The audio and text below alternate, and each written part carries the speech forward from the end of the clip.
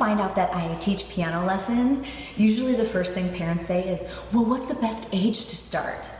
This is even if they have tiny babies.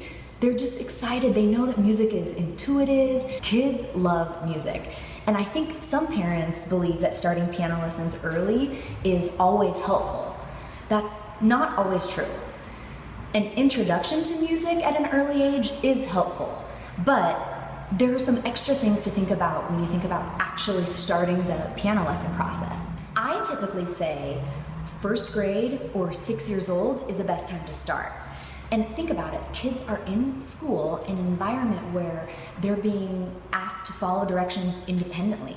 They can read and write now, and their fine motor skills are developing a little bit more.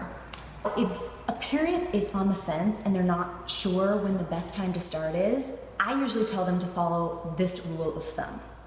Be more than ready to begin. If you start your child in piano lessons before they're quite ready, maybe they have a hard time sitting still or focusing on written music for 30 minutes staring at this little page might be too much for them, then they're going to start to think that coming to a piano lesson is just no fun. The beginning of the piano lesson experience is so important because it's the foundation for everything else. The way that they view coming to the lesson at the beginning is really going to set them up for everything that comes. And if they're ready for the lesson, they're going to have more fun. And then they're going to want to come to their lesson again and again. Now, that said, there are some younger students who this works very well for. I've had success with 5-year-olds and even 4-year-olds. Here's the kicker though. I tell parents that the younger the student is, the more the parents are going to have to work at home with them. The child most likely is going to need your help every time to practice and even to do things like read the directions maybe. So for parents who are either musical and really want to be involved in their child's music, or the parents who have a lot of time at home to spend, this can work. But I just want parents to be realistic. If the child is younger, you're going to have to spend a little more time with them. What about starting with older children or adults?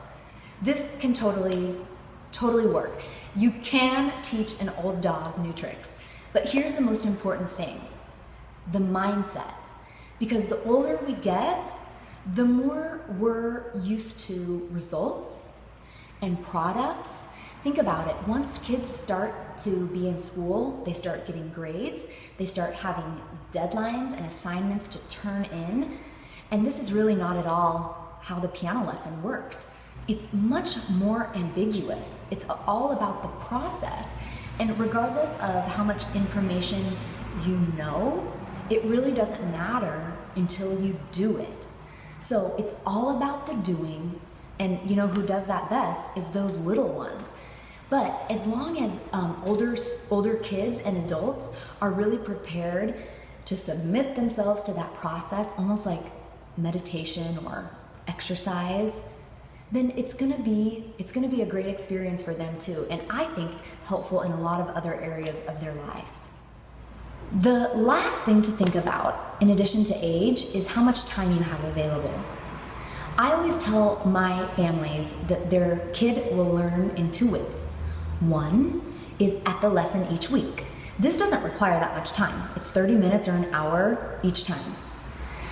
The other way that their child learns, though, is at home practicing. And if your kid is in 18 different sports and church and the class play and Girl Scouts, there's not going to be much space left for them to practice. And practicing takes a lot of focus from them. And if they're tired or burnt out, they're really not going to have anything left in the tank. Parents, you also have to have availability. We're trying to create piano players here who are independent and who practice on their own accord, but they don't know how to do that yet. They haven't been taught that, and they've probably never seen it done before. That's where you come in.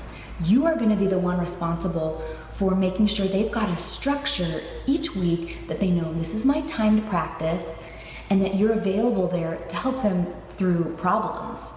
Now, remember, the only goal here is that our kids love music.